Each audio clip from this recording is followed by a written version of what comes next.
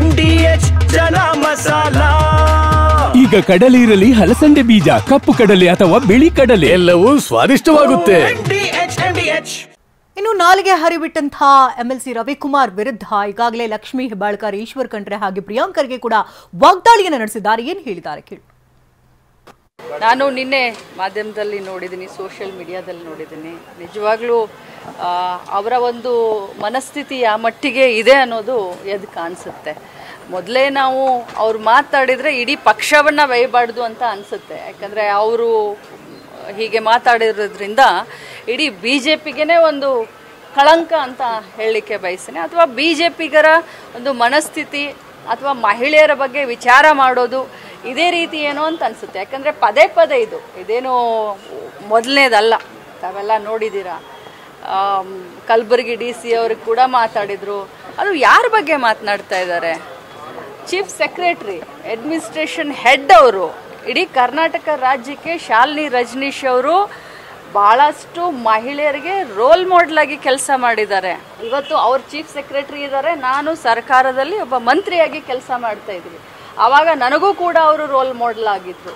ಇಂಥ ಸಂದರ್ಭದಲ್ಲಿ ಯಾವುದೇ ಮಹಿಳೆ ಇರಲ್ರಿ, ಅದು ಚೀಫ್ ಸೆಕ್ರೆಟರಿ ಇರಲಿ, ಲಕ್ಷ್ಮೀ ಹೆಬ್ಬಾಳ್ಕರ್ ಇರಲಿ, ಅಥವಾ ಹಾದಿ ಬೀದಿಯಲ್ಲಿ ಹೋಗುವಂಥ ಯಾವುದೇ ಮಹಿಳೆ ಇರಲಿ, ಮಹಿಳೆಯರ ಬಗ್ಗೆ ಮಾತನಾಡಬೇಕಾದ್ರೆ 1000 ಸತಿ ವಿಚಾರ ಮಾಡಬೇಕು. ಅದರಲ್ಲೂ ಈ ರೀತಿ ಮಾತನಾಡ್ತಾರೆ ಅಂತಂದ್ರೆ ಇದನ್ನ ಹಕ್ಕನ್ನ ಕೊಟ್ಟವ್ರು ಯಾರು? ರವಿಕುಮಾರ್ ಅವ್ರಿಗೆ. ರವಿಕುಮಾರ್ ಅವರಿಗೆ ಕೆಟ್ಟ ಚಾಳಿ ಬಿದ್ದಿದೆ. ಅವರಿಗೆ ನೋಡಿ, ಭಾರತೀಯ ಜನತಾ ಪಕ್ಷ ಸಂಸ್ಕಾರಯುತವಾದಂಥ ಒಂದು ಪಕ್ಷ ಅಂತ ಸುಮ್ಮನೆ ಮೇಲ್ಮಾತಿಗೆ ಹೇಳ್ಕೊಳ್ತಾರೆ. ಮಹಿಳೆಯರಿಗೆ ಅವಮಾನ ಮಾಡುವಂಥದ್ದು, ಅವಾಚ್ಯ ಶಬ್ದಗಳನ್ನು ಉಪಯೋಗ ಮಾಡುವಂಥದ್ದು, ಅವ್ರಿಗೆ ಮಾನಸಿಕ ಹಿಂಸೆ ಕೊಡುವಂಥದ್ದು ನೀವು ಈಗಾಗಲೇ ನೋಡಿದಿರಿ. ಕಲಬುರಗಿ ಜಿಲ್ಲಾಧಿಕಾರಿ ಬಗ್ಗೆ ಅವರು ಮಾತನಾಡಿದ್ದಂಥದ್ದು, ಮುಖ್ಯ ಕಾರ್ಯದರ್ಶಿ ಬಗ್ಗೆ ಮಾತನಾಡಿದ್ದಂಥದ್ದು.